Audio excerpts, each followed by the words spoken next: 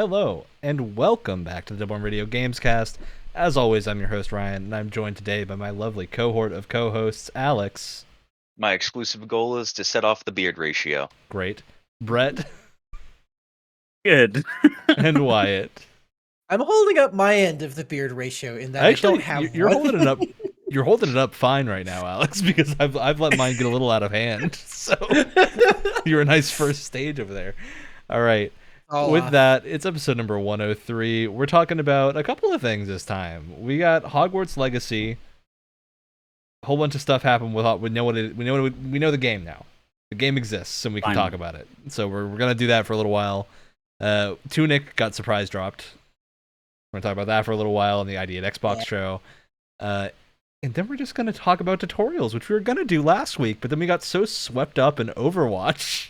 Nowhere. It was not part of our discussion at all. It just kind of happened. Hey, if it's a good discussion, I'm gonna let it ride. So yeah. It rose. Was I in a coma last episode? Possibly.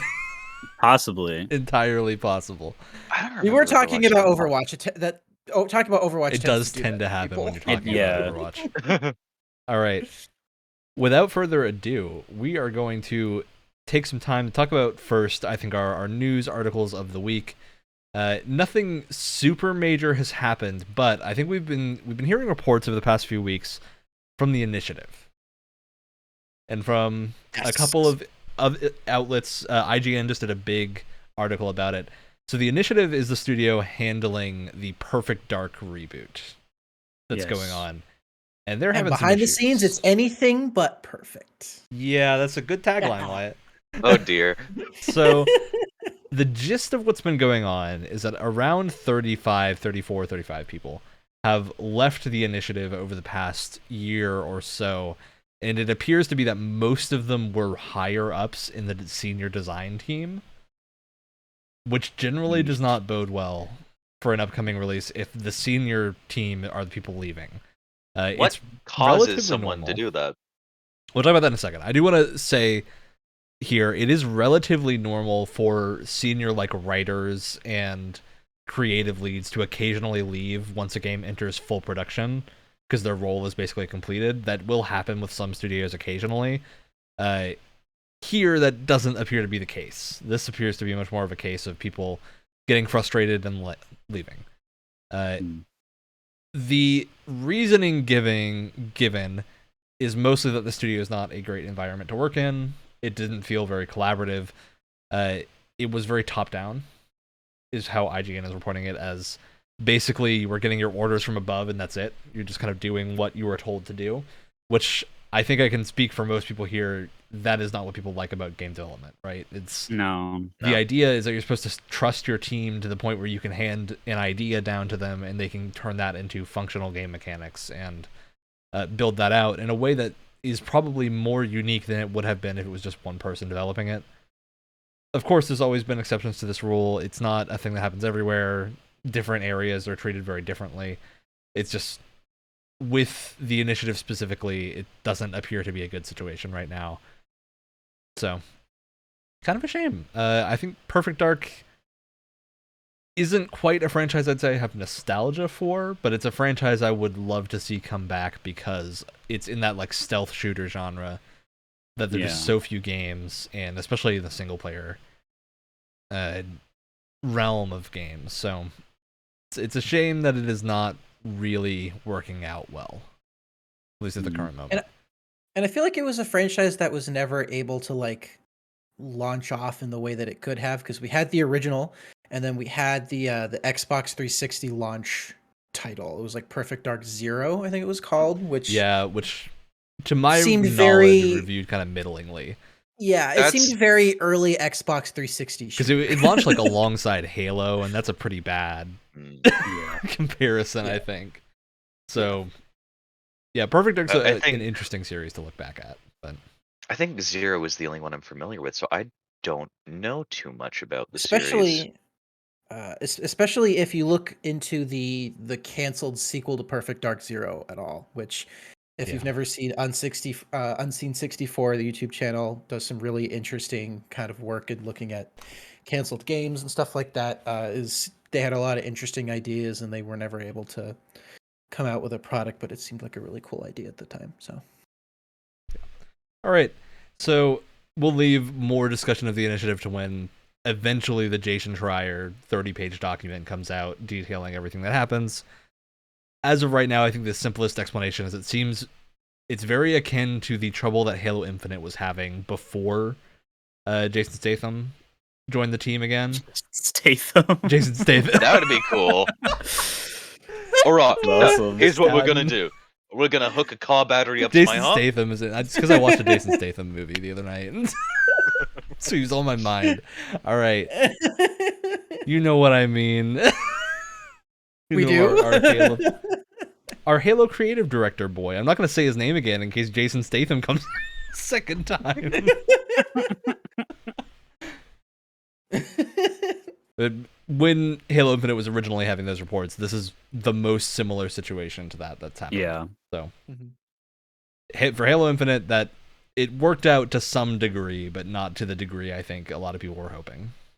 They don't have a Nope. Joseph Statham. Not a repeat. It seems like, or Jason Statham, if you're so inclined. Yeah, Jason. Good old Jason Statham.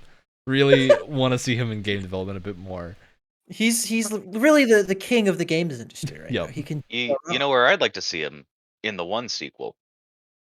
Yes. Yeah, Yes. absolutely. All right. Please, Jet Li, come on. Okay, so a few other things happened this week. Gran Turismo 7 is an interesting case right now, and I want to make this our game this week because I think this is going to be an interesting surprise to a lot of people. So Gran Turismo 7 reviewed pretty well on release. I think it's been mid-high 80s. There's been a few developments over the past week with Gran Turismo. You call them that. So I'm going to ask you all right now to take a guess at what the user score for Gran Turismo 7 is sitting at on Metacritic right now. Keeping in mind, Metacritic user scores, even with review bombing, rarely drop below like a 4.5. Just to put things in perspective. Are we talking about critic reviews or user reviews? Oh, geez. Okay. Hopefully around a 60. I'm gonna user reviews for something are a complete shot in the dark when it comes to Metacritic. I'm gonna basically put that I'm as asking solid... you, how angry do you think people currently are? Because I know what happened. I know what Don't happened. mind me. I'm not. And I think I'm not looking up the website at all. I assume we'll be saying what happened after we we will. lock in our guesses. All right, I need I'm someone to gonna lock solid in their guess. 2.9. Wyatt, I'm going to ask you first because you made a joke about looking it up. Well, it's right here, so I can. No. Yeah, so you can definitely tell. Microtransactions tends to get people pretty riled up, so I'm gonna say it's out of 10 for user reviews, right? It's out of 10, For Metacritic. Okay, I'm gonna say a 4, somewhere in the range of 4. Okay, somewhere in the range of 4. Brett, 2.9. 2.9. Alex, I was originally going to go with 6, but after hearing you say they usually don't drop below a 4.5, Yep. I feel like that's bait. You know me, Alex. We all know you at this point. I'm staying at 6 for some variety. Terrible decision, Alex. It's at a 2.1. Oh, Brett! This is. I remember my young thumbnails better than anyone. So the reason I wasn't afraid about asking this is it's dropped a lot lower than the thumbnails of all the videos in archives now. We should have a young video thumbnail minigame at some point. Honestly, we could, like, spot the difference or whatever between which one's like, the real 10. young thumbnail. Yeah. Yeah. So this is a situation that's arisen because Gran Turismo 7 put out a patch at the start of this week that nerfed a bunch of credit rewards, and credits are how you buy cars and parts for your cars. Now, imagine it's nerfing not a huge microtransactions. Nerf if you look at like the number-wise values, aside from like 1 or 2 things that are a lot worse now, but taken in with the microtransactions and the fact that it was already very difficult to get a lot of things in the game, and the fact that the cars are so expensive now, and you don't, in the older Gran Turismos, you would get cars that you can sell if you don't want to keep them at the end of races. Here, those cars sell for a pittance comparative to what they would sell for in the other games. So it's a combination of issues where now players don't have a good way to earn credits back to buy new cars, which is the point of car games usually. Yeah. Gran Turismo 7, along with other Gran Turismos, has a secondary system that you spend credits on, where your cars have wear and tear. And like modifications will cost you credits that are reflective of real world things. So if you have an engine and you're going to make your car go faster by drilling holes in your engine, you can't undrill the holes in the engine, right? You have to buy a new engine if you want to undo that modification. So there's a layer there that a lot of people really, really enjoy about Gran Turismo, where it's very true to life in that term of like you have to actually learn about how cars work and mod them in a way that you know the end goal you want to reach. And the game does a good job of teaching you this. All of that costs credits. So now you don't have a way to upkeep the cars that you're using without spending hours and hours grinding, essentially. Then they released a statement. I'd rather spend hours drifting. So Gran Turismo 7's lead producer released a statement that is the boilerplate version of it made nobody happy. As statements usually never do. This was a particularly egregious circumstance because his name's Kazunori Yamauchi. He is the lead founder, or the founder of Gran Turismo. So, released a big statement into the 2 weeks of his life where this was after this update came out, and he went to describe what happened. He was like, immediately before the release, we discovered an issue with the game would not start properly. So he's like, we're releasing this update to fix a bunch of crashing issues. Attached to this update were all these balance changes that are directly not in the favors place. Then he goes on to say, in GT7, I would like to have users enjoy lots of cars and races even without microtransactions. At the same time, the pricing of cars is an important element that conveys their value and rarity. So I do think it's important for it to be linked with real-world prices. Let that sink in for a moment. Let that 2.1 sink in, buddy. And Let then the that 2.1 justification sink down lower. for the nerfs is that I want to make GT7 a game in which you can enjoy a variety of cars in lots of different ways, and if possible, would like to avoid a situation where a player must mechanically keep replaying certain events over and over. Because people were replaying the only two like races in the game that gave a good payout to the time that they spent in them, so they nerfed those into the ground. You'd think, Instead of making the other ones better. as a designer, you would take the approach of, okay, maybe this is telling us that the rewards are not good enough. Right? Yeah. These players that paid $70 for this game that is laden with microtransactions. You know, I wish I could sue if a $70 game has microtransactions in it. You should. You should be allowed to. Then It's so the ending statement, the last sentence of this message, we would really appreciate it if everyone could watch over the growth of Gran Turismo 7 from a somewhat longer point of view. No. No! When this happens in the Wow. industry, you get forgotten about for like 10 years until a YouTuber makes a Mr. video. Forza, Hey, man, remember GT7? Wow. What's Until a shame is Mandalore that from Gaming does a everyone that review on you 10 years has been later. playing Gran Turismo 7, I've heard it's an extremely good car game, right? Really, really good racing sim. With the caveat that everything around it is bad. Mhm. Wow. Wish everything else didn't put a vile taste in my mouth. I think this is like just another bit of proof that like microtransactions, if they are in your game, I'm not going to immediately like discount a game for having microtransactions, right? Because I think there are ways in which you can handle them, especially if your game is not full price. It's fine. There's a line that you cross where it becomes Yeah. this Greedy. level of like indecency where they are selling $40 credit bundles next to a game that costs $70 to buy.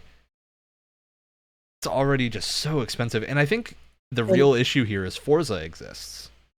Gran Turismo doesn't exist in a vacuum, and Forza is free with Game Pass and is generally, like, I think for most people a more approachable game, which doesn't mean it's also on more better. platforms. Yeah, it's on more platforms. So it's They kind of a called me the situation where Speed King. Why would I not play Forza? I think they need to realize Gran Turismo is not competing with nothing. It's competing with Forza Horizon, even if they aren't the same game. The only people that's going to matter to are Sim Racer fans, which is a very small demographic. They're hoping to catch more people in that net of racing games that are very realistic and cool because everyone likes cars. Cars are a universal thing that a lot of people like. So hook them in with the cool cars, and you'll get them to play it. Forza does a great job at that. That's why Forza 5 was a massive success. Gran Turismo 7 did a good job with that, which is why a ton of people are now very upset and leaving 0-star reviews on Metacritic because the game they bought is far harsher than they thought it would be. So I think it's just a lesson with how to handle these things. To sum up this entire conversation, I can't wait to see it in the best sim racing sports category at the Game Awards next Just year. because it's the only one. No.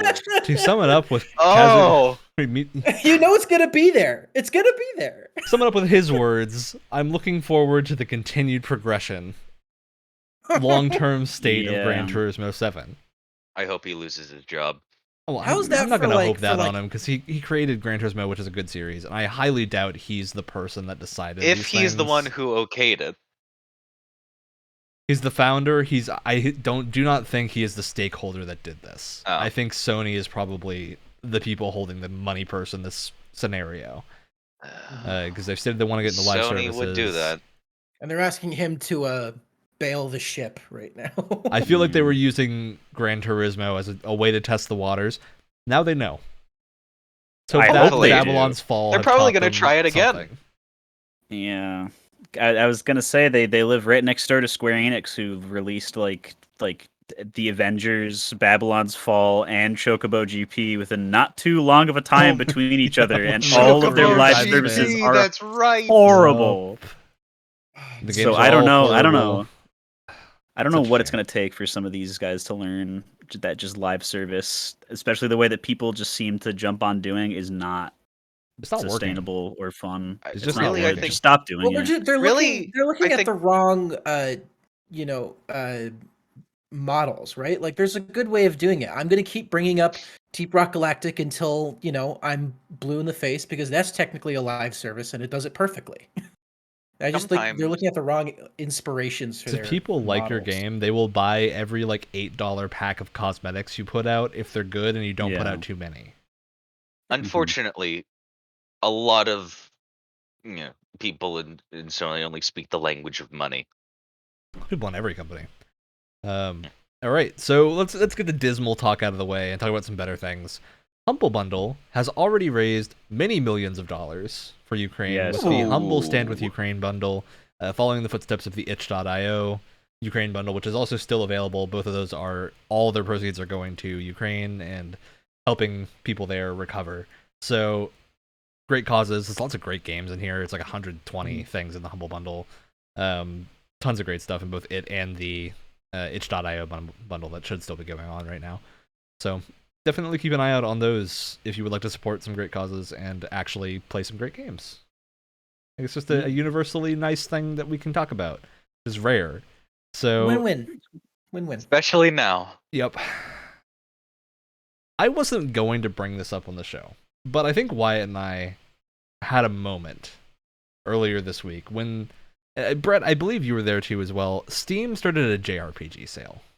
Yes. And Yeah. maybe you weren't there, Wyatt. I might be. No, I it forgot was to get Final Wrestling Fantasy Ryan It and was I. Wrestling Ryan. That's it. The JRPG sale on Steam. I was like, oh, they have this great What are you talking pixel about? art about JRPGs. I'm sure there's going to be some good things here. Hopefully, some Square Enix classics I can pick up. Front page, Chrono Trigger. I'm like, all right, great. It's there. Oh. The next 20 pages of things are really, really rough-looking indie, for lack of a better word, games that you don't want to show your children. Yes. Oh. And Huh. I just really got to question what is going Yeah. on. Because I Pixel thought for art a for that? while my Steam account was just broken. I was like, what is happening? Why is it recommending all of these things that I do not want to play, have no interest in playing, I just want And to see don't some have the good JRPGs. JRPG tag. Turns out, not just me, everyone. Brett saw Yeah. it, the other Ryan from the Wrestling Podcast saw it, and the entire comment thread on basically every article talking about the Steam sale is full of people complaining about this. What's going Yeah. on? It's just No one knows weird. yet? Because I could understand if it's like, okay, like some, like a lot of these Honey Pop without the match 3s are just like, they're all owned by the same Oh like god. publisher Is it or even a video something. game then? No, it's an art It's book. Not even a visual video novel. game at that point? Maybe they're all owned by like the same publisher, and they just have like JRPG tag. Like maybe like, and then the publisher's just like, oh yeah, be part of the sale, like that kind of thing. No, they're not tagged JRPG. There's no like, they're just there's nothing. There's some of them aren't even in like an anime style, so you can't even like make that straight. They're just there for some reason, and nobody knows why. It's It so doesn't make any strange. sense. There's no suggestion here. There's no fix for this that I can imagine aside from No. just don't group these games together on sale.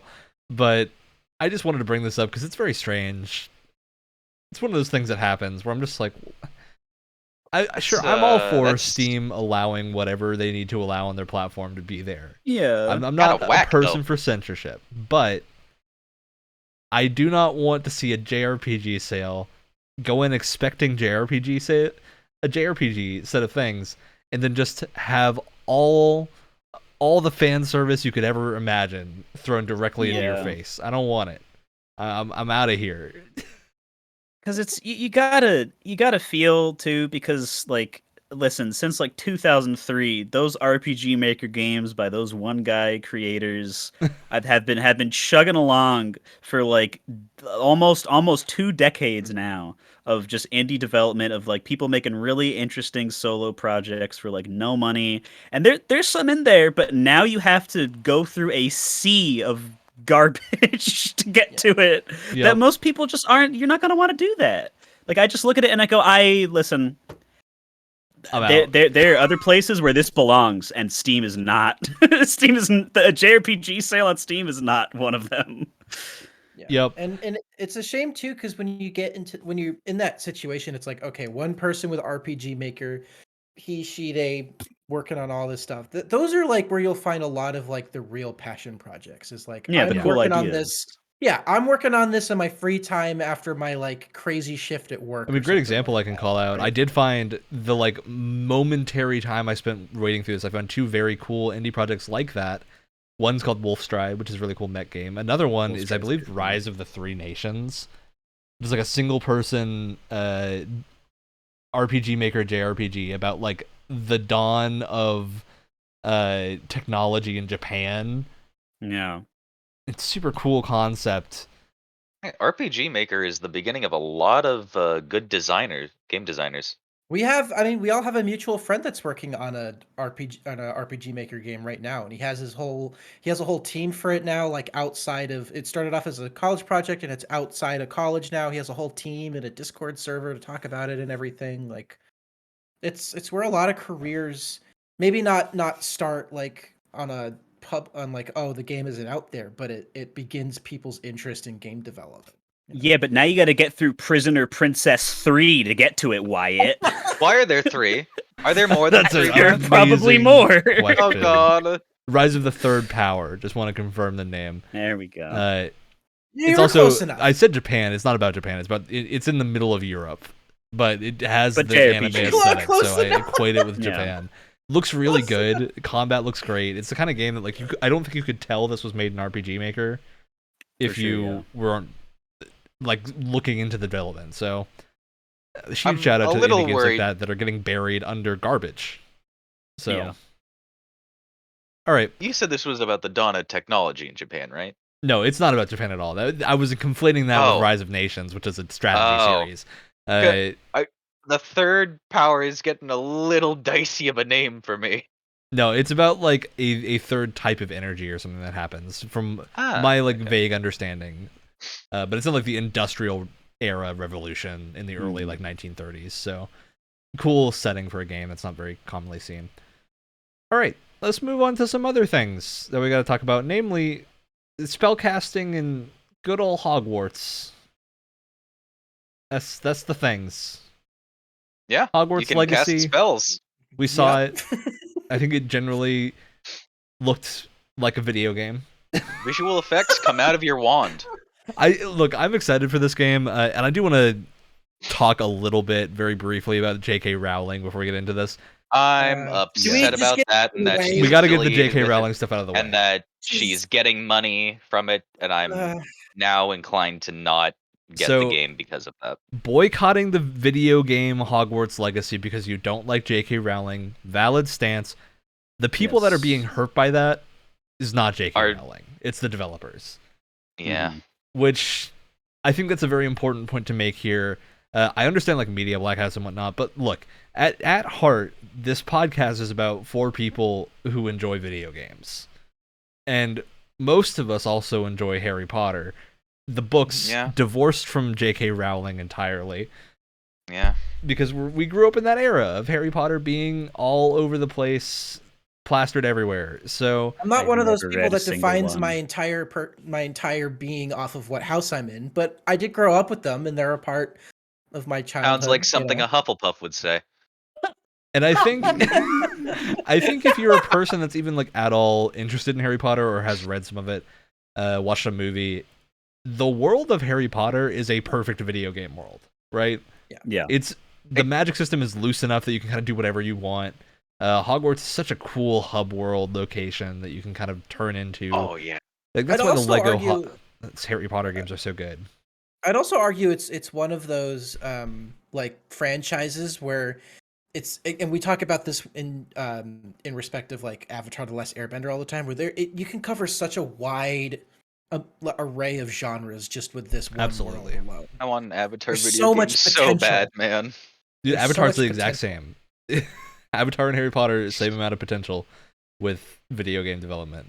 But yeah, I think this Harry Potter showcase was pretty good. The main takeaway here, it's been confirmed, regular release game, no microtransactions, which is a big deal now because Until it comes out. Which you hate- guys I were hate how we saying have to- something about questioning that because of how the UI and the room of requirement looked. Yes. Yeah. You want to take this, Wyatt? I'll take it. Yeah. So, room of requirement is an area you can go to in the Hogwarts castle, which is great. And if you know it from the books, it's a room where if you need something, it's a room that will give you what you need. Perfect Hence- MacGuffin. Hence, room of requirement. It seems like the way it's used in the game is that it is a place for you to. It's like a resource gaining kind of area where what we were shown was there wasn't a lot of detail, but it was shown like, okay, you can grow different plants that you can then collect to make certain, potions or equipment or whatever. You can craft, Um, do stuff like that. The UI, the use of the room and everything just absolutely screamed like wait timers and microtransactions. And mobile Yeah. game. Oh, pay $2 to like speed up your mandrake plant or something like that. Like just garbage. And like the way that like the little, and you have to like buy the different like it seems like you have to like craft or buy the different areas of which everything grows, and the way it's like, oh, when something grows it like shoots up and spins around, and it just felt very mobile gamey, and I saw that and I was like, oh dear god, no. Oh no. Yeah, because we didn't have this confirmation about no microtransactions when this was airing. We got it like an hour or two afterwards, and so for a moment, I think all of us were in a state of like mild, well, time to write this game off for like a little moment. I was like, I'll this is start gonna be digging the awful. grave. But I no, will it's say, Go ahead. There's no microtransactions, but there are wait timers, which I'm still not a fan of, even if there's no microtransactions attached to it. I mean, I it can think get very annoying. the pitch for this room to me, what I think they wanted is Stardew Valley, Harvest Moon, Animal Crossing. You're growing your plants, right? It's a farming area. But the UI does not scream farming, it screams mobile game. If there wasn't a timer to it, but you still had to wait for them to grow, that would feel better for me Yeah. somehow. Definitely. Well, it's the same thing about, like, it's the same mechanic as any farming game. It just, you put the timer on it, and suddenly it looks like a video game, right? Timers make you me more break impatient. My narrative kind of wall that I use to make sure I'm not stuck in about to have to open my wallet, right? Yeah. You break through that wall, and that's not what you want to do.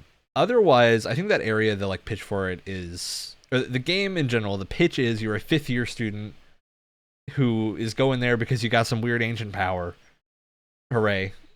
Good old But ancient this is powers. also, as a 5th year, this is your first year at Hogwarts, so you still need to catch up. Yep, which is why you have the room of requirement at your disposal, is to catch up to the current 5th years and be able to fight the dark wizards and all that.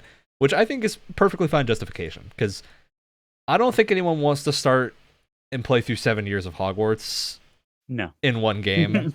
It's excessive. And I think you might I think think you want 3 to. sounds like a good amount. Yeah, three would be fine, but the age brackets, for I think, are the big difference there. With you tell a different story with an 11-year-old versus like a 16-year-old, right?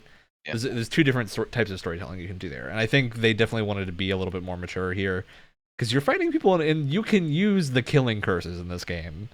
At some point, there's a scene of you just going full Dark Wizard if you want to. So they straight up showed your character yelling Avada Kedavra. which I If we love are, that. if we are talking about spells, I did want to bring up. Ryan and I talked about this a little bit. I wanted to bring up. I'm a little concerned about how combat and spells are going to work in this game in regards to combat, because 9 times out of 10, when we saw combat, when we saw people casting spells, they had their feet firmly planted on the ground and they weren't really moving around. There wasn't a lot of Unless they were strafing fighting going like a big beast, at which point they had to dodge, and it looked like they had weird hitboxes, and a little bit of jank looks to still be present. My personal justification for this is I've never seen a wizard do parkour. They're not very athletic people. Most of the wand fights in the movies are very, standstill type things. It's sword fighting. It looks a lot like sword fighting, especially in the later movies. The way Wi-Fi that it's sword fighting. It's dueling. It's fencing. Wi-Fi It's- fighting. Yeah. That's where they're going with the magic. And I think the thing that I really like the look of is you have like the little cloud dash form that you could do that looked very Harry Potter movie feeling, when like the witches and wizards that are like aurors and the dark wizards are like flying about, like in the 5th that movie. kind of thing. That to me is like the right answer to mobility in combat, to where you fly around in that and then you plant yourself to unleash a big combo and then you fly around again, right? So you kind of have this moment of like, okay, I'm going to be vulnerable, but I can dish out a lot of damage and then dash away. I think that's going to be a cool flow if they can nail that. But this is really the first test the studio has, so we'll see. If it's pulled off right, you're going to feel like the best glass cannon there ever was. Exactly. And I also think even though it was a gameplay showcase, it cut around a lot, and there wasn't a lot of moments where it's just straight gameplay with UI. It was very like, it was very cut in very specific ways, and so I feel like we need to, even though they've told us about gameplay, we don't really have a good feel or a good look of really. It's really how hard to it's gonna tell play if this out. game is going to have a full UI or not, because I could see the UI just not being there. Yeah, Because I it have could be a hopes for it case. being toggleable. Yeah, like I think this looked quite good if the UI is very minimal, but then the room of requirement has me thinking, oh, that was super UI heavy. I don't like that. But then, I think it's going to be an interesting situation to see when we learn more. A few other things I wanted to hit on. You can be in all 4 houses. That's a cool little detail that I hope has some neat. As in, you can be in multiple houses in one playthrough? No. You're sorted into, presumably, I'm assuming they're going to do some like character creation quiz that'll kind of sort you into a house that you can adjust if you would like. That's how I imagine that working. And then it's basically what I would assume is going to give you a couple of different side quests and whatnot. And it's literally just the Pottermore quiz. yeah, just the Pottermore quiz. One for one. Kind of a side thing. Hopefully, I'm not deviating too much, but on like the character stuff, I coming from a white guy, this probably doesn't sound too meaningful. I was very happy to see a lot of different minorities in the the character as far creation as looked good, at least from the like flashes they did of it. I don't think we've seen enough yet to fully judge it, but they at least made it look like they're putting effort in, which coupled with J.K. Rowling is very important. Yeah. Well, along with the NPC characters that you meet, there was a lot of diversity there. Yeah, they did do a nice point out of a couple of the like different side characters that might form part of your gang. You have like a Slytherin, a Hufflepuff, and I think it was Ravenclaw. Because Slytherins aren't inherently evil. Yeah, so I think that's a fun group of people. You had one that was like very happy to interact with animals, and I think that's just a neat set of characters for you to interact with. So very promising on that end. Big question mark for me is going to be if this game has subtlety, because I think that's the chronic problem with Harry Potter is having any form of subtlety. I think they already gave away the twist for the villains though. In the I in the feel trailer. like I don't think this is a game that's going to try to hide anything. That's what this strikes me as. Is it really seems like they're They're going to saying do there's a big mystery to twist. uncover. I don't think there is.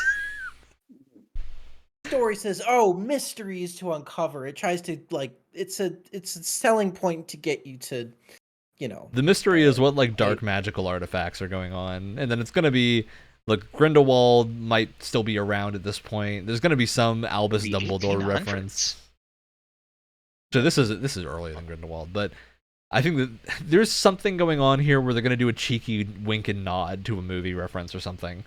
So Well, they had one in the trailer. They had Nearly Headless Nick. They said there's going to Of be a course. couple of characters that we recognize. To what Ghosts. extent, we have no idea. Yeah. But we're gonna learn one of the students is Albus Dumbledore at the end, and I'm gonna be like, all right, sure.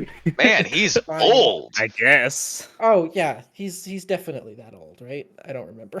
I mean, he'd be around that because Albus is like an old man, a very old man who is applied to live longer than normal in the books and movies. So this would put him around that timeline. So I Yeah. think Harry Potter takes place in like 1996 or something, 86 in How that old area. was he in the Fantastic Beast movies? Because he's in that too. I don't No idea. I haven't seen the second two. So know. yeah, that's our extent of Harry Potter knowledge. I think run through. Overall impressions, at least for me, are this looks pretty good, and I think bare minimum, it looks like it's going to nail the fantasy of being in Hogwarts, which I think is a lot of what people care about. Even if it's not a great game, like maybe it doesn't have great combat, maybe the story isn't great. It's going to be a game with a really in-depth, detailed Hogwarts, and I think for a lot of people, that's all you really need. Yeah. You can go to Hogwarts, you can take classes. Seems like there's fun little mini games for mixing potions and doing spells and stuff. So that's all some people really need. Look, if you give me a Quidditch minigame, I'm just gonna play that. That's all There I'll were do. no mentions of Quidditch from what I remember. But they Oh, were riding no. brooms, and you don't That's put open world true. broom riding with no reference of You some better not. minigame. Yeah. We're If gonna they reference did, there's this when going the to be game a- comes out and there's no Quidditch. We're I gonna will clip reference this this. later. And then have an angry rant that's 5 minutes long about the lack of Quidditch. Should this Impassioned happen, not have 5 Quidditch. minutes. It will be very impassioned. It's going to be the equivalent of the Brett rant about Call of Duty. So be prepared if this I had doesn't a have rant about- Quidditch in it. Did we both have rants about Call of Duty? The I Alex think rant mine was Call of just- Duty. I have many rants about many other things. It's hard to remember which one is which. They all kind of morph together at a certain point. All right. Yeah. With We that, are all the same person, pretty much. aside from Elden Ring just like having massive sales, that's pretty much it. That's the news. Tunic shadow dropped itself onto Game Pass. That's like the last big thing. We're all currently playing it, and we're going to talk about it on a podcast episode later on. We're doing the Games Club Game Pass with it. So Tunic impressions will be coming relatively soon. It's cool that they shadow dropped it. Yeah. Felt like very little Shadow Drop's fanfare always though. fun. 'Cause I Tunic's love been a the very little hyped foxy release for a boy. long time. Yeah. A little foxy boy. All right. It almost with that kind of game. I want to say one last thing. A shadow drop kind of feels right for this game because it's very much about learning Yeah. the game's world and Ooh. mechanics and everything. And so having it Mhm. just drop out of nowhere is kind of very fitting. I don't know what else For you this would game. Good tell. point. Right? Like, what else would you show that you haven't already shown and isn't? Nothing. Was there Spoiler lore warning. for the original Zelda before it came out? I don't think so. Yeah. There was a No. manual. There was a manual. That's the Tunic manual. All right. The man Moving named on. Emmanuel. Let's talk about tutorials. So this was Tutorial brought time. on by me playing two specific games and realizing, man, I'm having a very boring time for like the first wish half we an could- hour of these games. One of them was Judgment, which is a game I now really like, having gotten further in it. But the first like 30 minutes of this game are so handholdy compared to any other Yakuza type game that's come out that it really just feels very boring. To this point, I think, at least I, having played all the Yakuza games going into this game, I know the basics of what to do, and I don't need like 30 tutorial pop-ups telling me, okay, you can kick and you can punch. The stuff that I need to know is the stuff that's new to this game, which is like the fighting stances they have and the different uses. But aside from that, the game just is like very stingy with letting you do anything until a couple hours in. That isn't the main story, which just feels weird. There was one specific moment that I hit where I was like, oh, I can't do the main story until I buy this like 2,000 yen item, which is not expensive. But I just got unlucky with the enemies that I've been fighting, and nobody has dropped any money. So now I need to wander around the world for like 20 minutes fighting 3 people at a time to hope one of them drops something I can sell for like 200 yen to get the next bit I needed. So Oh no. that was like the worst bit of that experience, was just having to like wander until I found something to sell. But yeah, it was brought on by that and just being like, okay, just let me play the game. Then I was playing WWE 2K22. And I really like 2K22. It's a very good wrestling game that feels like a fighting game. It's very arcadey, but some A lot of butts. you get little mini challenges in certain matches to do specific types of moves. You know, get like a specific cutscene or something as a reward for doing them. But the game doesn't tell you how to trigger these moves. So when I see a thing that says do a diving attack, I assume that means go to the top rope and do a top rope move, because it's a diving attack, right? No. Get a ladder. What it actually means is go stand next to the ropes, hold in the bumper so your character turns around, grabs them, and gets ready in like a back stance to do something, and then do something from there. Which is extremely counterintuitive, and I had no way of knowing that aside from looking it up. Not because the game doesn't have the controls. This game actually, unlike every other 2K wrestling game, has the controls on the pause screen, and it's great. You can read every ability you have. It's very, very easy to do. But the terminology is inconsistent. And so you have this issue that a lot of JRPGs have the same problem, where you're unclear about what words are being used to describe what things, and now I'm just confused. Because what is the difference between a diving attack and a springboard attack if they're both on the ropes? It's the bumper being pressed. So now I'm even more confused because I can't find that in the game. I had to look it up online and find like a Reddit thread of people going, how do I do this? And so that to me is like, that's the mark of, is a tutorial good enough? Is if I hit the point where I'm just like, I cannot figure out how to do these moves in the game when I need to do them, that's not good. Unless it's a game that like has some system that encourages you to learn the moveset in a very specific way, but like, how would I have guessed to go up against the ropes, hold towards them, press the right bumper, and then press like square or triangle to then do a move? You can't. There's too many buttons there. That's too lengthy of a combination.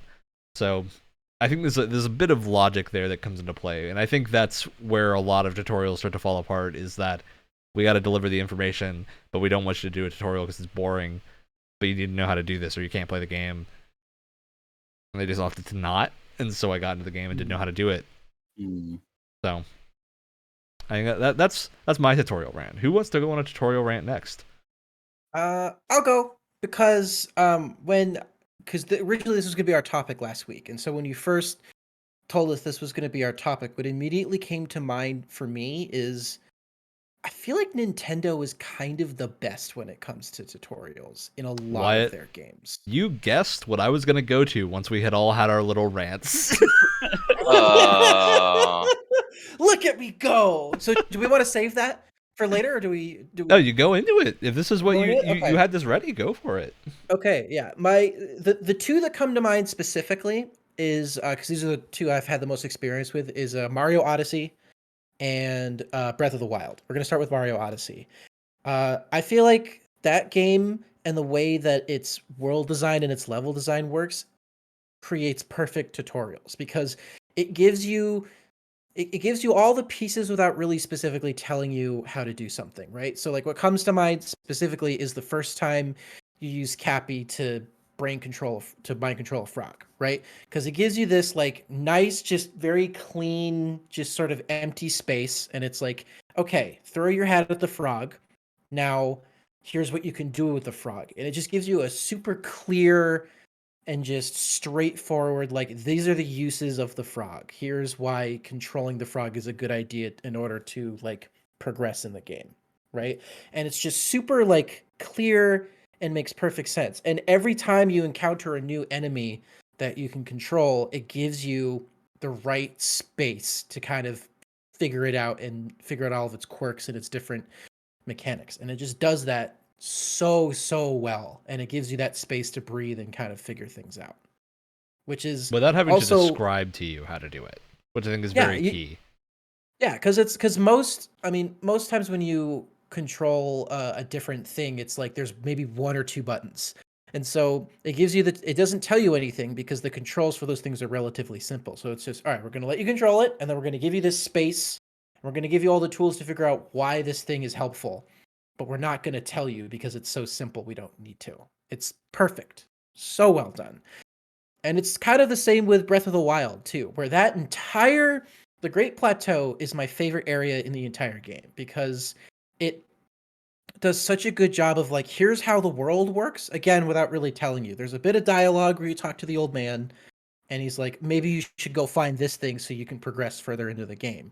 But that's it. It's like, here's, you can chop down trees for wood, or you can even chop them down to have them fall on enemies. Here's a sword in the middle of a In pond or something like that. And it in the just, case of Breath of the Wild, it also does something where it gives you a taste of like the uber powerful enemies yeah. in the game. It's like, okay, this is what I'm going to aspire to beat the crap out of. And it has a bit of everything. I don't think it has any like area where it's super hot like the desert or the volcano or anything, But but that it's like, mechanic's functionally the here's same as the winter yeah, mechanic. So Yeah. yeah, you already know how to here's deal a with bit it. of like a snowy mountain. Here's how surviving temperature They present and you with different weather multiple works. options to get past Yeah. that, where you can learn the cooking system or you can get the doublet. So Yeah. No, it's a perfect introduction again without really overburdening you with walls of text pausing the game every 2 seconds to tell you what to do. what It you know just what makes assists with sense. that? To me, that's my favorite part about the Great Plateau. Uh, It doesn't get cute. It doesn't do the thing that a lot of RPGs will do, where instead of just telling me how to do a thing in as simple terms as possible, it will add like paragraphs of text explaining the use of a thing far before I ever need to know any of that. Breath of the Wild just goes, "Hey, switch your weapon by pressing the D-pad." mhm. I don't need to know why that's important. I just need to know how to do it, and then I'm good, right? Yeah. And I think it's very good about doing that, where you always, because Breath of the Wild has some complex controls in it compared to a lot of the other Nintendo games where they'll have like one or two buttons that you mainly use. Breath of the Wild has a Shield lot of surfing comes to buttons. mind. Yep. It's like a Oh, 3 or 4 button combination. Yeah. I've never Yeah. been able to pull that off. And I think they do a really good job in the Great Plateau of when you come across something that you need to use like that, it will tell you the combination you need to use and then respect that you're probably smart enough to figure out when it's going to be useful. And also just contextualization goes a long way in that area too. It's like, okay, we're gonna put an axe right in a tree stump. So it Yeah. tells you something you can go over to pick up, and it's really useful for cutting down trees. I mean, if you're just a regular person, you can probably make that association in your head. But the fact that they took the extra mile to make that visual really helps. Or here's a gate that leads out to the snowy mountain where having certain foods is really going to help you. We're going to put a bunch of whatever they are peppers like right to the entrance of that. So it's like, hey, maybe these peppers could somehow help you when you're out, trudging around in the snow or something. There's just everything is placed so intentionally. It feels like the most handcrafted intentional area in the entire open world because everything is condensed and it's meant to be super clear without really telling you. And it just does that so incredibly well. And for a game that can get this complicated, it's really impressive. Who's ready next? Who's got tutorials they I want to talk about? Hit us, Alex. I have two Bonk us with the that I learning can bat. go for. First one, because it's the game that I was playing until minutes before the podcast. Games like Hollow Knight, where you have a multitude of abilities that you don't start out with. You gradually accumulate this library of skills throughout the game. Um, and it just gives you like these quick little screens where it's just like maybe a button and an arrow shows a picture of the image, like with a quick little one sentence thing on how to do it. And how you get how fast you get the abilities is completely spaced out to your pacing of the game, so you're never really overwhelmed with abilities to the point where you get them. It's to you know, when you're at a point where you get them, you're at a point where you're able to like fit enough in your head that it's perfectly fine to add another ability in.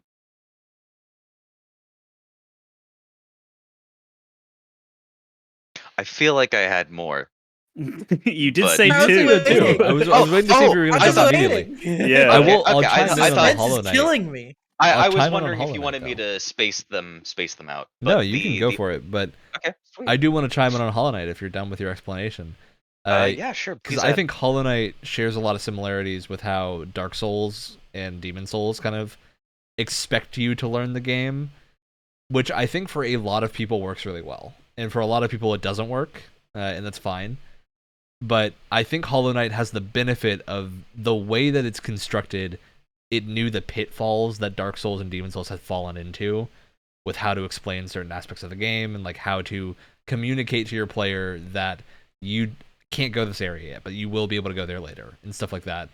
That I think is a lot easier to communicate in a 2D format in really clear like visual language that Hollow Knight has. So I think a lot of props go to the art team for Hollow Knight, especially with just how to show that you can access certain areas, like what walls will become climbable when you get your climbing hooks, what areas you'll be able to dash to when you get the air dash. So I think there's just a very good sense in that game of understanding of like Metroid style what areas are going to be accessible later on. So I think it's a very still important holding way to my- like, draw the player back around. I'm still holding my breath for the day I'll be able to go through acidic water or just the bubbly pits. I don't know what they actually are. Is it acid? Is it Probably. a hot The spring? hot tub. I assume Very it's hot acid. tub. There's that. The other one is kind of a meme type thing, but the pacing of once again, this has to do with the pacing of how you when you give the player information in horror games.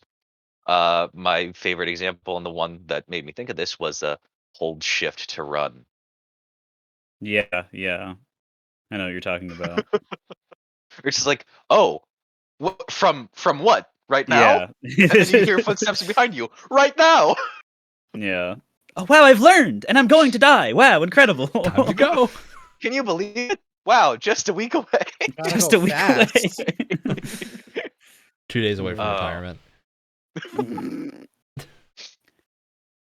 That was the main example for horror games, because it's other than that, it's pretty much with survival horror, it's arrow keys to move, your basic clicking, and E if you're on mouse and keyboard for controlling things. And I think that's there's a lot of games where that's just the basic control scheme, and the mechanics are that I don't want Run. to say basic, but they're well known enough. They're just absolutely uh, branded into your memory at this point. Yeah, Everyone yeah. knows that E is interact. Just like 3D Unless movement you're for most playing people. Oblivion, in which case it's spacebar. Hey, What? don't What? worry. Ah, Don't worry about What? it. How do you- Oblivion is how do you- before I played that Oblivion on time. Xbox, so what? and E Just and plug in E a is controller. jump. He's Oh, sorry. Wait, Yeah. wait. Alex. I'm like looking Say at that- that. Say that and it again. doesn't work. Say that again. What is in jump? in Oblivion, spacebar is interact and E is jump. I mean, why? Do you remember the button that is jump in Oblivion on a regular controller? I do not. Why? It's been way too long. Well, I have one question. Why? Why? God, Look, they didn't damn it, know. Alex! I'm Damn sorry, I it. didn't mean to ruin it. How dare you? You knew I was going for it. They didn't No. have the technology yet to put two interacting and jumping on the same button without you completely jumping everywhere you go, which is a consistent problem in every game that does it. So I guess maybe they were ahead of the curve. Good. Maybe not in a good way. But Wyatt, why? I was gonna say it again. Bumper Why? jumper should be the normal control scheme. Bumper Evil. Do not lay that curse upon I'm sorry, me. Ryan. Are you a bumper jumper? Look, in any game that requires me to No, move, just answer the question. in Yes any or no? game that requires me to move both thumbsticks, move and look at the same time, I don't want to have to press A to jump, because then I can frag some noobs by pressing the bumper. You know what being a bumper jumper tells me about you, Ryan? You're the kind of person that puts in the the milk before the cereal. That is You're just you're a heresy. monster. Absolute That's heresy. a serious insult. Hey, Wyatt, don't conflate us with bumper jumpers. Look, I Just might kidding. have skipped the tutorial on how to jump. I did not skip the tutorial on that you should always put milk first. So, I hope you're prepared to deal with that reality. What? Okay. I need to Well, that's rethink good. some That's good. things. That's a good thing because God. All right, Brett, you got your I know I never tutorial want to rant talk ready. to those people. So I have like while thinking for this, basically, I've thought up of 3 very very vague levels of tutorial things. Not all of which I have examples for because I didn't care enough to think that deeply into it. But Good on you for admitting it's it. like it's literally like it's just like good, middle, bad. But what Yep. makes tutorials good, middle, and bad, I think, has evolved, at least to me, over time. Where for the longest time, and you hear a lot of people yell about this, where it's like the stuff that feels in your face is bad, and it's like just telling me how to press the button. I look at the thing, and it tells me how to do the controls or whatever. Oh, it's immersion breaking. It's like this or whatever. It ruins my immersions in the first 15 minutes of a game that I'm playing that I haven't gotten immersed in yet anyway. And for me, that's in the mid level where it's like, okay, this teaches me how to play the game. Look, 'cause maybe Brett, not the ones. You know what you're gonna do if the game doesn't do that? You're gonna end up opening the control screen in the menu. Yeah. Whenever you forget something, and guess what? That's far more immersion breaking. Yeah. Unless I'm not talking about the ones wherein like Sekiro specifically is the one that sticks out to me, where it's like you're trying to dodge like 40 million things to get down perfect timing, and then just like a thing comes up on the screen, it pauses everything, and you have to press a button to get rid of it, and it's just like, Stop. Get it out. Stop. Get it away from me. Yeah, I don't want to see it. Like I think From Software specifically, because people talk about the beginnings of the Souls games a lot.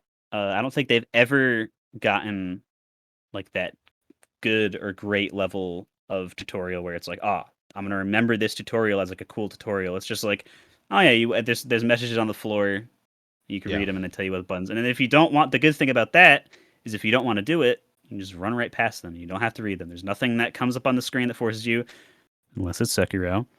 You just run past it and it doesn't matter. It's like that in the Dark Souls games, like that in Elden Ring. A couple of my friends played it. They just didn't know that there was a tutorial section of the cave because they didn't read, and they just walked right past. Look, I was a dumb sign idiot that said and it was didn't there. read how to two-hand a weapon for a long time. Yeah, because it's different. Does now. it have to do with a thumbstick? No, you gotta hold No. triangle and press a bumper, which makes sense because it's picking whether or not you want to two-hand your left or right weapon. Yes. Because in every other game, you had to swap the weapons with the D-pad first and then press triangle. And then you have to hold it. Like Yeah. you have to hold Y or triangle. It was weird. But it's not like that anymore. It was weird in and Elden bad. Ring's Now case. it's good and better, but it was a confusing Yes. adjustment. Yeah, because just because it's different. But also, I think the thing for me that does bring things into the good level of tutorial, where it's like, all right, I am learning things, but this is, I guess kind of more memorable in that some games don't feel like they have a tutorial at all. Like certain games, just like you realize that you're like a couple hours in, and either like the structure of the game is like maybe you're exploring, or maybe you're not. Maybe it's just like more linear than that. Like you may be learning new like abilities or whatever, and like maybe when they come up, it's like press this button to do this. Oh, I could do this now. But certain games, I feel like horror games, with Alex's example, are pretty good at this also, where it's just like, you're just gonna figure it out because getting scared and dying is Part of the game. you're in the genre now. Welcome. I think also a really standout example for this is Shadow of the Colossus, because in order to get to the first Colossus, I mean, there's like messages that come up on the screen, but it's literally just doing like a little platforming section that like an hour into the game you're gonna get through in like 5 seconds, and it's just like, oh, at least on the PS2 version, triangle is jump in this game too because this is before game design existed and the age-old year of 2004. God. And then it's little like climbing things like, oh, you can climb on this like kind of grass because it's the only way to progress across this straight line. Otherwise, that grass, oh, weirdly enough, it just kind of looks like green fur. I wonder if I could climb on the fur of the thing that I'm fighting for the entire game. And it's like that same like trade off of kind of egging you toward like, yeah, look at that thing, try it, touch it, see what happens, and then being like, hey, that thing that you just did over there randomly because we pushed you towards it, that looks a lot like that really big scary thing running at you right now. You should, you kind of use your brain a little bit, put two and two together. Building and blocks that's of semi-puzzle interaction. exactly, yeah, especially when the bosses are the puzzles in Shadow of the Colossus's case, and that whole game is just like constant escalation of the things that you've learned. And of course, it's not the only thing that's like that, but I think it's just like a standout example, and one of the easier ones to explain because I've actually played it. And then, bad tutorials. I think a worse tutorial than one that just like is in your face is one that just doesn't tell you how to play the game right. Like it's not really a tutorial thing, but in Ryan's case with 2K about just like the like constant like misuse of words that are used for other things. The lack of information clarity is a cardinal sin in Yes. tutorial. You know what's an example of a very bad tutorial? Yeah. Non-guns too. True. Oh, that's an example of a very bad game. Wait, did you mean non-guns as well, or there's literally a non-guns too? I think the version you sent is non-guns too, right? It's like a redone double version. edition. Okay. Yeah. I was gonna say, wait, they made another one? For reference, non-guns just doesn't. There is just no tutorial, and you can't figure out how to quit the game unless you're familiar with point and clicks and figure out that going to move and lay down in the bed will quit the game after you already pressed the quit the game button. Yeah, because there's no words for anything, including button prompts, and it's like that's the kind of thing where like Tunic does it, Hyper Light Drifter does it. Just I know you're like you just graduated art school and you're super pretentious. Just put an English word next to the button prompt. It's okay. Non-guns, more like non-tutorial. Yeah, the UI looks like you put Mayan pictographs through a belt sander. That also. At least Tunic gives you pictographs that are readable.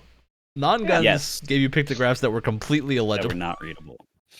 And that is specifically a very interesting comparison to make because both of them, if you just like look at just the scrolls of goop text for both of them, for some reason, maybe it's because it's like readable layout wise with little helpful pictures explaining what they do and English words that are in at least the language you are playing the game in, next to some of the paragraphs and stuff.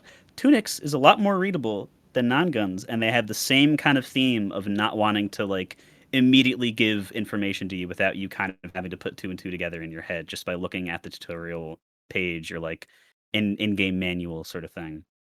Tunic is like it actually fits in really well, I feel like, with our like discussion of tutorials because it's so interesting how it delivers its mechanics and its systems to you essentially in two parts, right? The first part is visual, because if you don't know, you're collecting pages in a manual throughout your adventure, kind of like an old NES manual, right? It's like the Zelda in a different. It's the Legend of Zelda. But manual. Everything's in a different language. And what's interesting is that it'll show you something. It's like if it's showing you something about rolling, right? It'll lay everything out to you visually. And it's like, okay, if you're rolling when you're bringing up dust or whatever, that's those are your iframes and stuff, and then everything else after you're vulnerable again. But then there's this language that probably is telling you something else alongside the visuals, and you don't know what that other language is yet. Now, I haven't played far enough to know whether you like learn these words as you go along, but I feel like it's something where it's like you get the basics by just the illustration, but you probably get a little bit more information from the text that you may or may not learn later on. And that's a really interesting way of giving you information. I'd be awestruck if they actually made like a little language that we can decrypt in the guide. That would be It feels like that's what it's amazing. coming to. And I'm really excited because like a lot of the signposts and stuff are all in this other language and stuff, and maybe you're supposed to kind of figure it out for yourself using like visual cues or something, but it would be really interesting if they kind of uncovered that language for you as it goes on. Yeah, I think it's a really interesting case study about tutorials where non-guns was a good example because non-guns to me is maybe the worst first impression I've had of a game in a really long time. You guys are welcome. It's not, and I want to make it absolutely clear. This is not a dig at you, Wyatt. This was a very It's also not a unfortunate dig. circumstance. I don't necessarily mean this as a dig at non-guns because I think it is trying something. It's just the art style that is really good just clashes really heavily with the ability to read what's going on, and that makes a really bad combination for a roguelike where I need to be spending like a dozen hours trying to beat the game. It just isn't the right thing to do that with.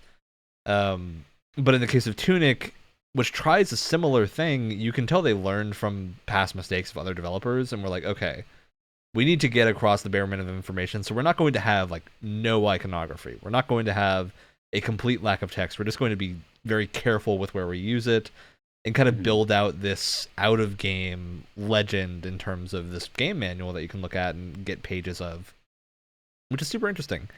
I do want to mention one genre of video games, probably a couple of genres of video games that are all kind of grouped together because I think they have to, by nature, do tutorials very differently. And that's grand strategy games, 4Xs, and city builders. Yeah, that makes sense. Because I think these games have a very different set of challenges to normal game challenges, where people are impatient. They're not going to read a manual for a game unless they have to wait for it to install and have a physical manual or something in front of them, right? I don't think impatient people are going to be playing city builders, though. Oh, they absolutely do. I play them all the You'd time. be surprised. I think the point that I'm trying to make with these is one solution doesn't work for everything, because the reality of a complex game like a grand strategy is that the best way to tutorialize for a new player is basically to obfuscate information until they need it. Which I think the only game I've played that does that super successfully is Crusader Kings 3, which incredibly complex game, incredibly deep. There's so many things you can do in that game, and it's so numbers heavy and whatnot. But the game does a really, really good job of obfuscating most of that so that you don't have to deal with it if you don't want to. And that's kind of, I think, the degree of learning that fits those types of games really well. A big Space 4X just came out called Distant Worlds 2, and Distant Worlds' big thing is that the entire game can be automated to where your entire faction is just run like an AI if you want it to. And you can like choose a level of automation at the start to where it's like, okay, have you played one of these games before? If so, we're not going to automate a couple of things so that way you can get used to playing the game. If you haven't played any of these games before, we're going to automate most things but leave like big decisions to you. So instead of having to like micromanage your fleet, you just make decisions based on what your advisors are telling you. So for someone who is still not savvy in game lingo, what is a 4X? 4X is a genre of game that was really popular in like the 90s and has resurged pretty recently. I think it stands for the 4 X's of the genre, which is like expand, explore, exterminate, and exploit, I think, are the words. And it's basically like generally what they fall into is merchant empire simulators that also have like war mechanics. So that's basically what Civilization falls into at a certain point. Grand strategy is a little bit different because grand strategy games generally don't have a goal in mind. You don't like win a grand strategy game. You just play them because you want to see what happens.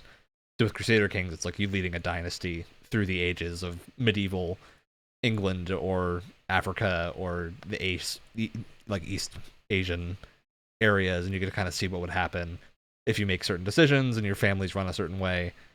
So it's a very unique genre of games, a very unique set of challenges to where like, okay, I can go read the patch notes of a Crusader Kings game and it's going to sound incredibly funny to everyone because you can understand what they're saying. You just can't Is it like reading Sims patch notes? Yes, it is like Oh reading yes. Sims patch notes. It's very funny, but it's a reason I am going to eventually throw Crusader Kings upon everyone for a Game Pass Games Club day, just God. because I want to see what people think Do about it. the tutorial. Because If you do that, I'm going to counter you with an Anthem or something. I've played Anthem, Wyatt. I played like 20 Same hours here. of Anthem. I haven't, but don't Oof. make me do it. Yeah, it's been... Anthem is a game I have far too much experience with. What I was going to bring up Why with would you Crusader want Kings... to admit that to people? Yeah, really. First Well, the I never paid cereal for thing it. and Bumper Jumper, and now Oh, this. I never Oh bought my God. Anthem. We didn't I even only have played to the beta. interrogate you. But look, I'm really into mech spread. You know this, and there are no mech games, and Anthem had micro missile spam.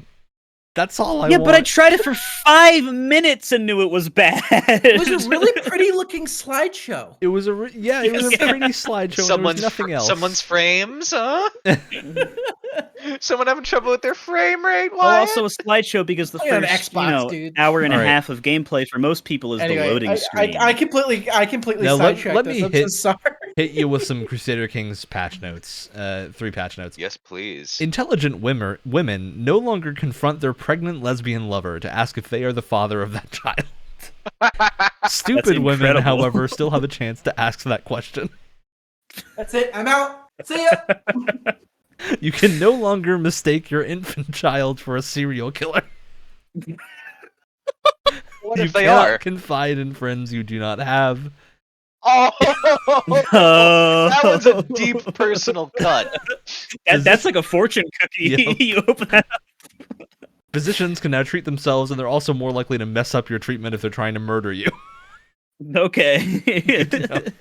Ugly Just like in characters real now life. look more ugly to a reasonable extent by distorting facial features more than before. The Cucumber King is no longer unintentionally a kinslayer due to a wrongly assigned father. Oh my goodness. This is why Crusader Kings is an incredible game that I recommend most people try if you have Game Pass, because there's a level of ludicrousness that is absolutely incredible here. I'm waiting for like the game for the show like 4 months from now where Ryan just pulls out which one of these is a real Crusader Kings patch notes, and Yes. all of them are fake. I'm gonna have it's gonna be that fantastic it's game. gonna be Crusader Kings and Dwarf Fortress patch notes, and you gotta guess which Yeah, one. yeah. Oh Dwarf my Fortress is God, really Dwarf good. Fortress. We're gonna think Oh, they're all wow. fake, and then they all turn out to be real. Yep. Yeah. That's what's gonna happen, realistically. I just think it's very Pickle very King. funny. Okay. But yeah, the point I was making is that there are points in games where they have to, unfortunately, like hit you with a wall of text, because if they don't, the mechanics are so complicated that you probably just won't be able to understand what's going on. Crusader Kings does that really well because it won't present you with those walls of text unless you need to see them for what you're trying to do, to where it will like allow you to see a thing. And a good example of this is Casus Belli, so reasons for war. In Crusader Kings, you can't just declare war, because that's not how war works. You can't convince your country to go fight everyone unless you have a reason. At least most of the time, Russia. With Crusader Kings, Wow. And I can bring out the shirt. with Crusader Kings, you need a reason. So you can get a thing of like, okay, my father was the king of France, so I have a claim to part of France, right? So you can use that as a casus belli. But if you don't have a casus belli, how do you get one? You need to go talk to your spy master and get them to go fabricate a claim and tell the Pope, and get the Pope to give you either a holy order war It's like against Bureaucracy, the something. video game. Yeah. But it's incredible. Because guess what? If you can't go to war, just learn how to assassinate someone. The game will Machiavelli happily simulator. tell you. Looking at you, Archduke Franz While we're Ferdinand. on- And if you can't assassinate someone, raise your child to be a murderer. Because While when we're you on die, you'll become your child. So Oh my God. While we're on the topics of tutorials for strategy games, I think one strategy game that I actually have played that does a really good job at introducing you to everything is Advance Wars, especially the first Absolutely. game. Because in that game, I mean, it's not as complicated as Crusader or anything like that. But I think it does a really good job of using the story mode. And I think in the first game they actually have like a whole separate section that is like a mini story mode to introduce you to everything, and then the second game just kind of combines the two. But it does a great job of like, okay, we're going to start you off like first story mission. Here's an infantry and here's an APC, and how those two have, correlate with each other, how you can synergize with those two things. It tells you what they do. It holds your hand a little bit for the first couple turns, and then it lets loose and lets you kind of do whatever for the rest of the mission. And they keep introducing more and more things. But what's important is that the first couple rounds are like, okay, here's how this unit works. Here's how it kind of functions in these different types of terrains. Here's what it's good against. Here's what it's weak against, that sort of thing. Can it fire on the same turn that it moves or whatever? It tells you all those things in the first couple turns of a match, and then lets you loose to just do it for yourself. Yeah. And I think having that bit of experimentation in like the latter half of that level is great, because it's like, here's the information, now do what you want with it. And they always set up a map that really helps it show off what that specific unit could do. So if it's introducing you to ranged units like rockets and artillery, missiles, that sort of thing, it's going to have a specific setup where it's like, okay, you want them planted in forest squares, and you want them covering like a wide range, maybe through like a mountain range or something. It will always allow you to set up for that specific thing. So it's really, really good at that. You gotta extend that tutorial compliment to 2 other franchises as well that do very similar things, probably learned it off of Advance Wars or something similar. Starcraft 2. Can't talk about the original Starcraft because I never played the campaigns for the original Starcraft, but Starcraft 2's campaigns build very well in that same way, where they very slowly reveal to you the complexity of the RTS that's there.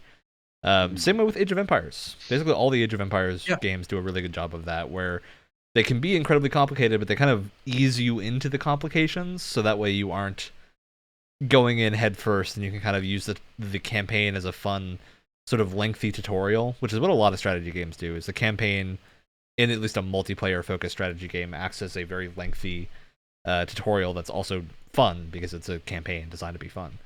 So. I remember Age of Empires 3 literally just starts with like the campaign literally just starts with move a unit from here to here, and that's all they start with, and it's great. Because it gets you, it just introduces the very, very basics and is very methodical from there, and how it introduces things to you. Yeah. So there's no sudden pop-up message of, by the way, have we told you about coups? Guess what? That does happen in Crusader Kings. That's a Crusader Kings thing.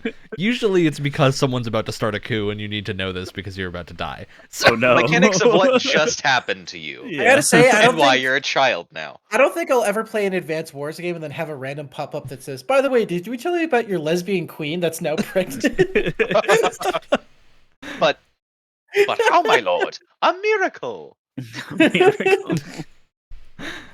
Yep. So, I think that there are more games than we give credit for that do tutorials right. But as we were saying in the lead up to this episode to each other, tutorials are the kind of thing where a bad one sticks out a lot more than a good one. Yeah. Because I think the goal is that the good tutorials you kind of forget about, which is why Nintendo is such a great example, because I can't think of the tutorial of Mario Odyssey because it's just the game. It just is the game. Same thing with the Kirby Forgotten Lands demo. It does a great job of just teaching you you can move, you can jump as much as you want, you can eat someone and use their powers. That's the game. Welcome to Kirby. That's how you curb. There you go.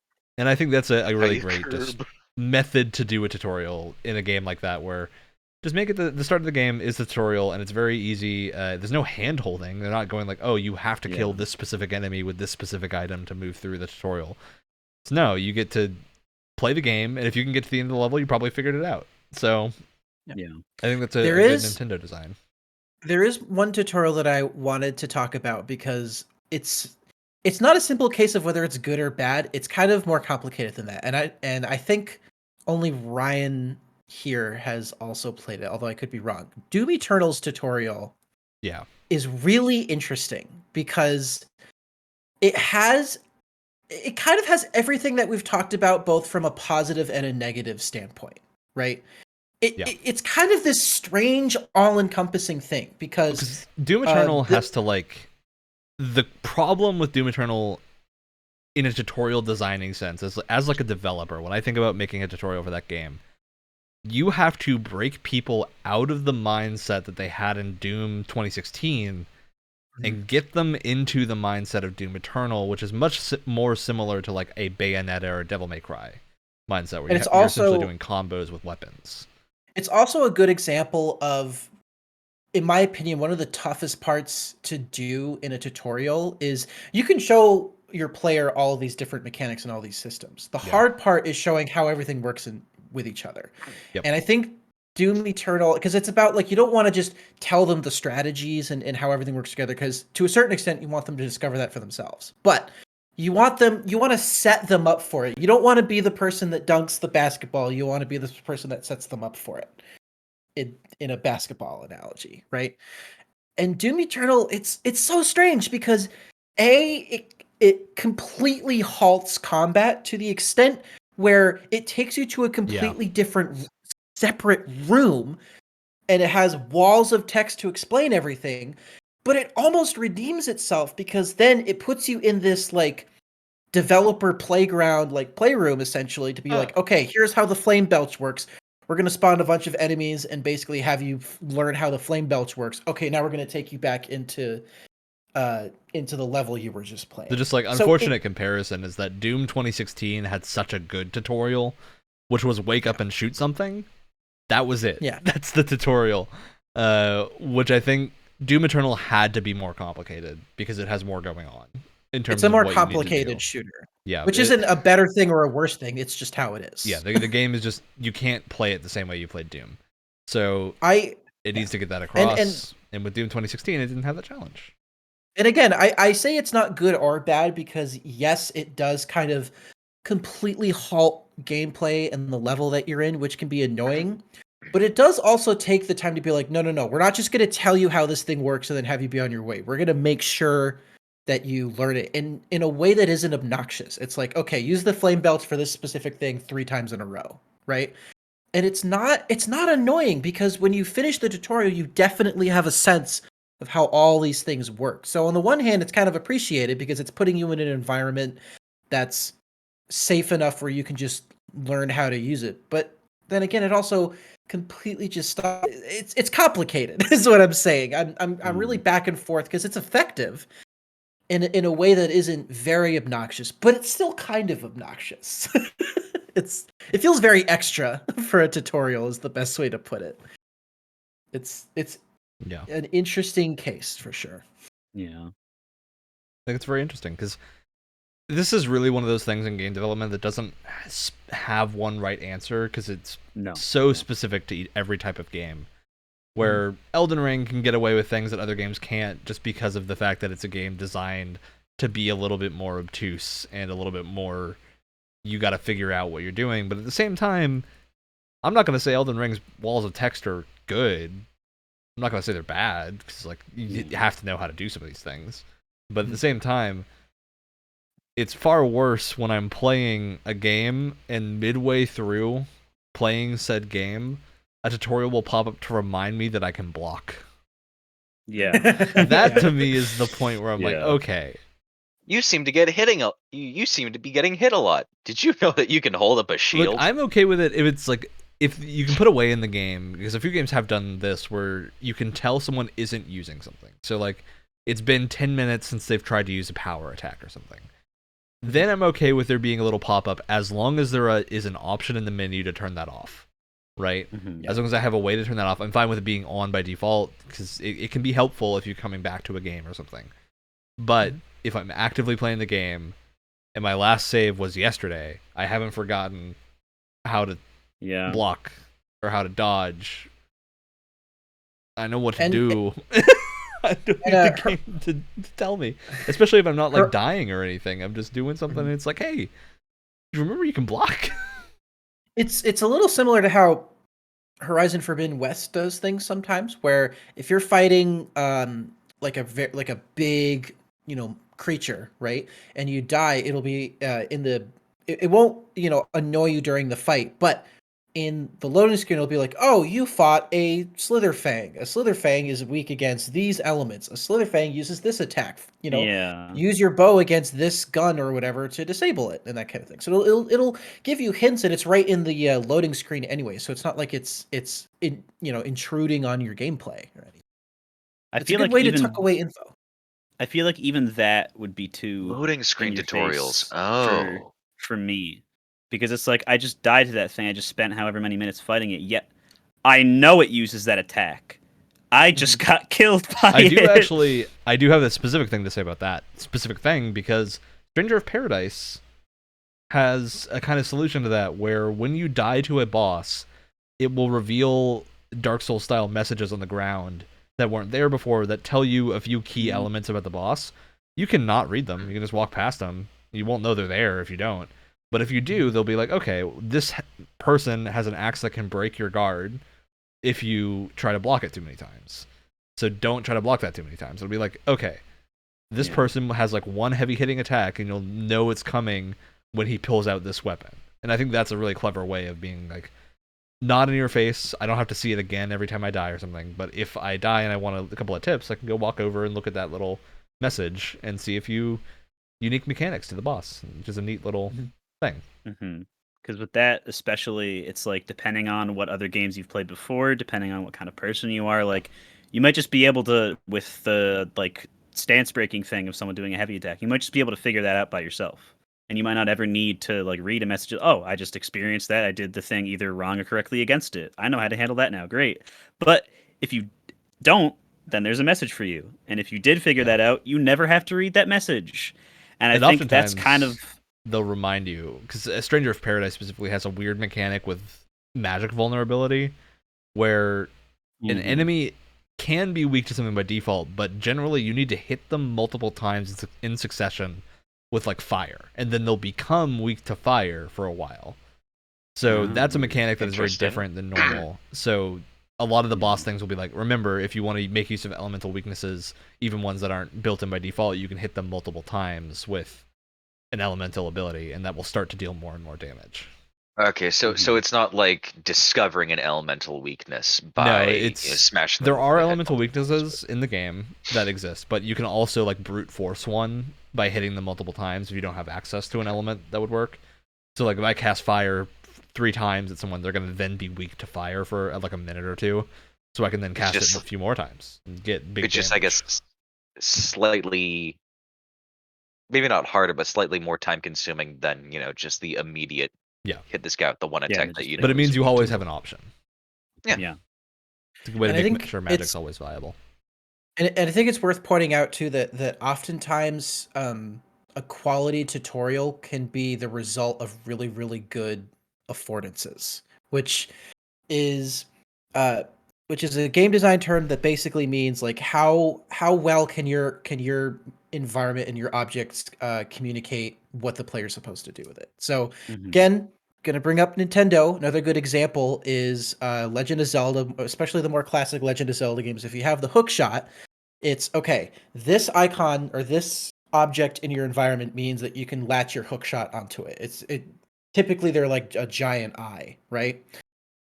And if you get the hook shot in that specific dungeon, you're fighting a creature that has a giant eye without really telling you that you have to do it. You're like, oh, I have to use the hook shot on this creature's eye because I've been using it for this entire dungeon to attach it to eyes. And so that's often a really good way of trying to do a tutorial without saying anything, is by having really strong affordance. Yeah, absolutely. All right. Any other thoughts on tutorials, or are we hitting the end of our tether? This isn't necessarily a tutorial thing, but in longer games especially, where it's like that RPG kind of gameplay where you're constantly gaining new abilities or like a new tool or something that you can use. This is not going to be the last time that we talk about this. I know this because other games are coming out that we already know have this as a big part of them. And I think it counts as being in a tutorial episode because it's part of the learning curve. I don't like, okay, I failed blocking the attack or whatever, and I got staggered. Or a boss did a thing and it split into like 2 guys. I don't need little boy who's fighting with me across the screen, going, "Oh, that the thing we're fighting split into two parts. I wonder if there's a way we could hit them both at the same time." Shut up. Shut up. I don't want to hear that. And that's something that I'm pointing out because I've been watching some friends playing Strangers of Paradise. These characters do Yep. not shut up. Yep. Horizon does the same thing. They get Infuriating. by just a little bit because the rest of the game's dialogue is so unforgivably stupid that this just falls under the stupid umbrella, and it's just like, oh, these stupid people are continuing to be dumb. I laugh at them, but I can imagine, like, if I was the one playing and someone just like, okay, I died to this thing like 5 times or whatever. It's a hard game. I'm having a hard time. Whatever. And just the same thing every time. This one NPC just saying like, "Oh man, you seem to be sucking. Why don't you try this again, idiot?" Just stop. Just full stop. I'm going back to the greatest game settings menu ever, Wild Arms 5, that has individual NPC audio levels. I'm just gonna turn you down. Nobody all the would way. ever do a Dark Souls challenge run again if they had an NPC that did that. Imagine Oh my you're dying God. at level I'm 1 gonna to say every this to you enemy. You're right sucking a lot. Have you tried Brett. blowing? Okay. I'm going to ignore that. Brett, I'm going to say this to you right now. If that really pisses you off, never ever play Dragon's Dogma, because that game Oh boy. will drive you absolutely Dragon's insane. Dogma, I'm going to go to bat for this, because Dragon's Dogma is Oh. intentionally designed around that being a thing, because a lot of mechanics in that game are esoteric, and the way it works is you can send your pawn off to other worlds, aka helping other players, and if they help other players with a quest, they'll come back with knowledge of how to do that quest. They do this because a lot of the quests in Dragon's Dogma are extremely obtuse. And I'm fine very with hard if to you're solve.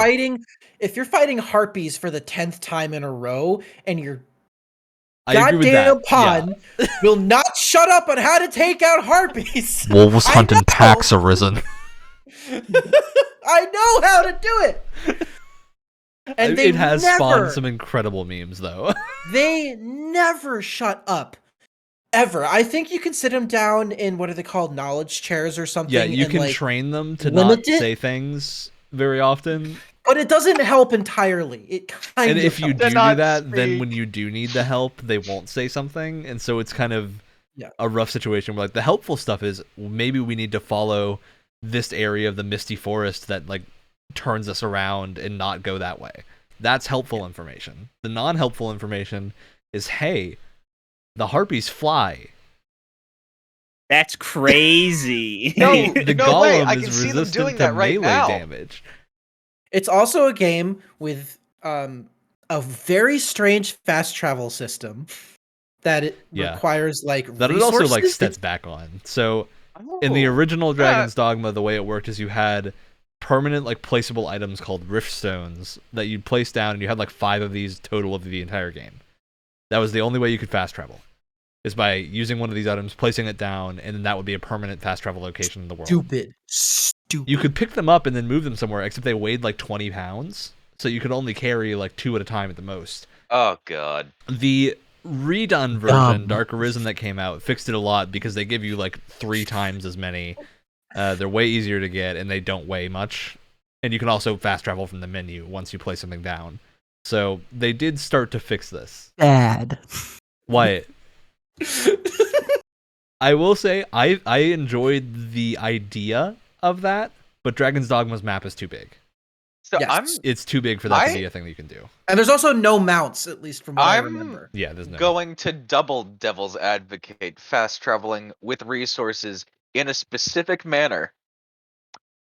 We all know how I don't know, that's a big assumption. We all know how fast travel has evolved in the Elder Scrolls games. No. But very few. Okay. Morrowind had, mounts that you could. Shut up, Brett. Never played one. Now I know, I'm messing with you. Fair I'm enough. messing Yeah. with you. You just from Skyrim's click anywhere on the map. Okay, go there. Back to Morrowind's. Okay, you can't do that, but we have like bus stops that are bugs that you can ride for fast traveling, or you have a spell that you can craft to fast travel. Um, in a limited capacity. In Daggerfall, I thought was really cool on how they did it, because you're going across the entire continent of Tamriel, and you for like the bigger journeys, you have to hire, especially if it's overseas, you have to hire a ship, a crew. It's gonna like go down on a little ledger, like how much each of these things is going to cost, like food D&D wise and things stuff. like that. Yeah. Cool. Yeah. I go to bat for I like that idea a lot in games that are designed around it, but I do think you inevitably hit a point when you do that type of design where a player will get kind of fed up with the amount of time they're spending doing things, and you kind of put like a time limit on how long someone will play the game. Because Yeah. there's If you a have to little go indie back game and called forth and Outward. boomerang too much, then Yeah, it's there's a little indie horrible. game called Outward where there's no fast travel. You have to travel everywhere on foot. You can unlock caravans now after the DLC, but base game, massive like continent that you could explore. You have to travel everywhere by foot, and specific items are in specific places. You have to travel to like this one mountain to unlock magic. You have to be in like specific towns for specific things. There's like time limits to quests, and you run into this problem where if you play the game a second time, it's just exhausting because you know what to do, but now you have to do like 10 steps before doing anything in the game. Yeah. Like, do I have the food to survive the journey? No? Okay, let me go grind for that. Do I have the backpack that's big enough to hold the food? No, let me go grind for that. Did I save this town? Because if I don't save this town in the first 7 days, then it's going to explode and I'll never be able to get inside again and all the NPCs will die. No, let me go do that. Oops, I messed up. I'm locked in a cave with lost all my items. Whoop-de-doo. That's very maybe you might have missed entertaining party members the first in time said through. town. But I think you do hit a point where you have to kind of accept. I think this is what Dark Souls had. Is Dark Souls 1 no fast travel? I think they realized by the second game that doing that meant your players would stop exploring past a certain point because they're just bored. After a while, yeah. It doesn't encourage replaying the game, which can be fine for certain games, and I think especially games that emphasize travel. And what I would personally advocate for, I think the thing that is always most interesting is games that have that type of travel, but you can unlock a way to do actual fast travel. So one of my favorites is a space sim called X4, which base game, you got to travel everywhere yourself. You can autopilot it, so you don't have to do it yourself, but you fly everywhere yourself. You can't teleport or anything. You can build a station as part of the main quest line and then unlock the ability to teleport to ships. And then you can increase the range at which you can teleport via incremental upgrades that get more expensive. So you can be like, okay, now I can teleport between 2 sectors. So what I can do is have ships doing like mining operations in all these different sectors and like teleport between them to get to new areas. And then I can upgrade that range to be like, okay, now I don't need to do that. I can just teleport directly to somewhere. And that makes it a really satisfying like progression sense of I now have this like ability that really changes how I interact. That I think is really cool in games that use that. Especially if they have a thing where you once you do it on one playthrough, you then unlock it on every other playthrough. So you don't need to re-go through the grind to unlock it. I think it's a very satisfying mechanic. All right, any other tutorial thoughts?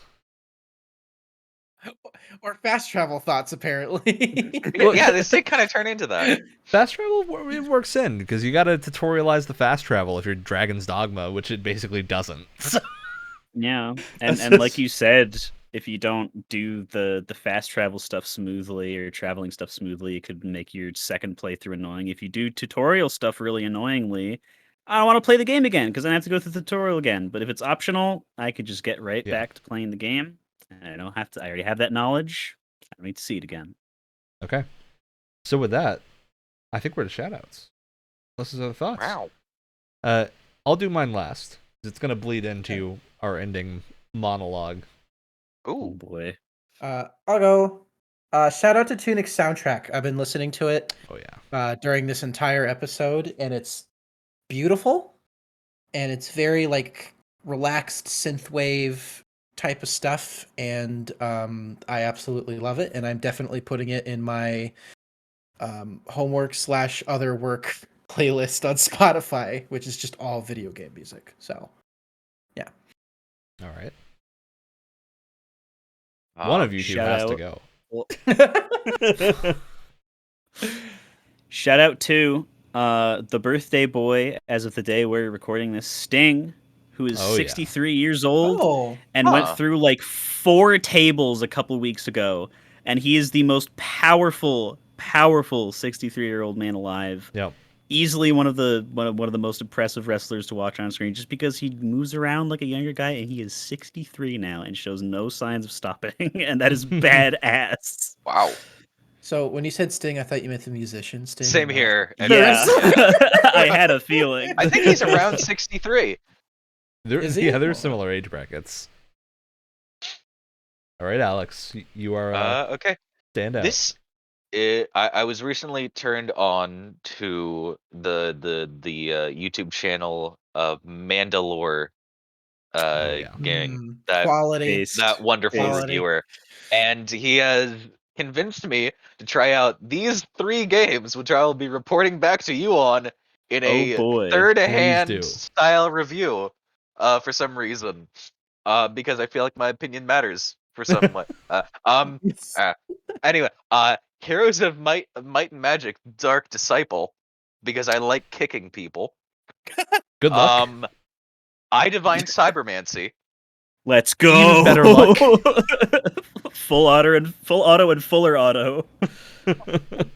Auto, and Amazing Cultivation Simulator. Oh god,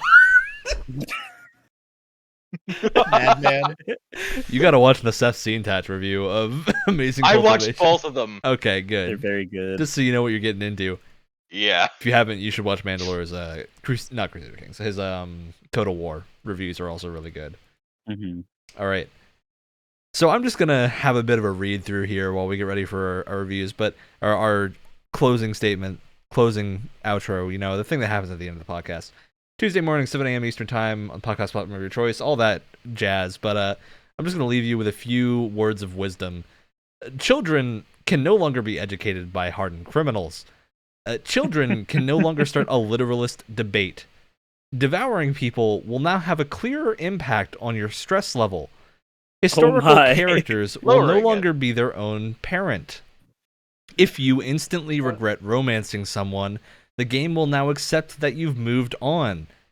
Infertile spouses will now no longer wish each other a long life and many I children. just realized what this is. Naughty children will go straight to jail with no education. Sick characters now dress the part.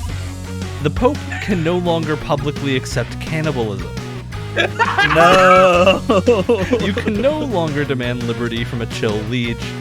You can no longer lose a friend you didn't have.